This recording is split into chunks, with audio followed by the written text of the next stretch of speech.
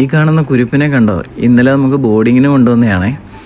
ഇന്നലെ എന്തൊരു പാവമായിരുന്നു. ഇപ്പോൾ നോക്കി ആള് വീട്ടിൽ വന്ന ആ സമയം തൊട്ട് ഫുൾ സ്റ്റാറായിട്ട് വിളങ്ങുകയാണ്.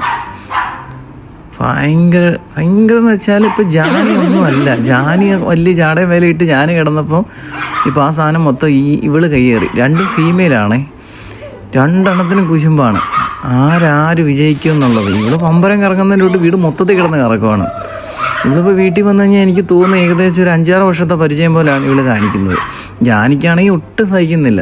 ജാനി അങ്ങ് ആകെ വല്ലാതായിപ്പോയി. ജാനി വിചാരിക്കുന്നത് എന്താണ്, ഇതാരാണ് ഞാനിവിടെ ഉള്ളപ്പോൾ പുതിയ ആൾ വിചാരിക്കുന്നത് എന്തുമായിരിക്കും, ഞാനിവിടെ വന്നപ്പോൾ ഇവളേതാണ്. രണ്ട് പെണ്ണുങ്ങളും തമ്മിൽ അങ്ങോട്ടും ഇങ്ങോട്ടും കുശുമ്പ്. എന്തൊക്കെ പരാതിയും ചീത്തവിളിയാന്ന് തോന്നുന്നു അവിടെ നടക്കുന്നത്. നമുക്ക് കാണുമ്പോൾ നല്ല രസമാണ് കേട്ടോ. സമയം പോകുന്ന അറിയത്തേ ഇല്ല. കുരുപ്പാണെങ്കിൽ 1.5 കുരുപ്പാണ്. വഴക്കാളിയുടെ അങ്ങേ അറ്റത്തെ വഴക്കാണി. ഇച്ചിരിയേ ഉള്ളൂ.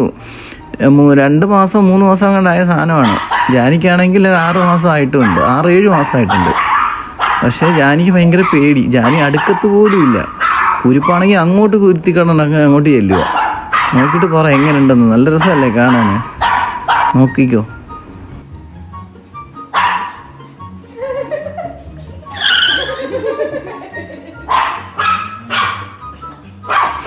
ഇവർ തമ്മിൽ എന്തൊക്കെ ലാംഗ്വേജാണ്, ഇവരുടെ ലാംഗ്വേജിൽ എന്തൊക്കെ തെറിവിളിയാണെന്ന് ഇവർക്ക് മാത്രമേ അറിയത്തുള്ളൂ. നമ്മളത് മനസ്സിലാക്കാൻ പറ്റിയാലും സത്യം പറഞ്ഞാൽ വീട്ടിൽ നിന്ന് ചെവിയും പൊത്തി ഇറങ്ങി ഓടേണ്ട അവസ്ഥയാണ്.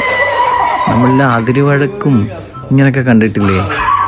അയൽവക്കക്കാർ തമ്മിൽ അങ്ങോട്ടും ഇങ്ങോട്ടും വഴക്കൊക്കെ. അതീയൊരു അവസ്ഥയാണ് ഇവിടെ നമ്മൾ കണ്ടുകൊണ്ടിരിക്കുന്നത്. ഇവരുടെ ലാംഗ്വേജ് എന്താണെന്ന് നമുക്ക് മനസ്സിലാവുന്നില്ലല്ലോ.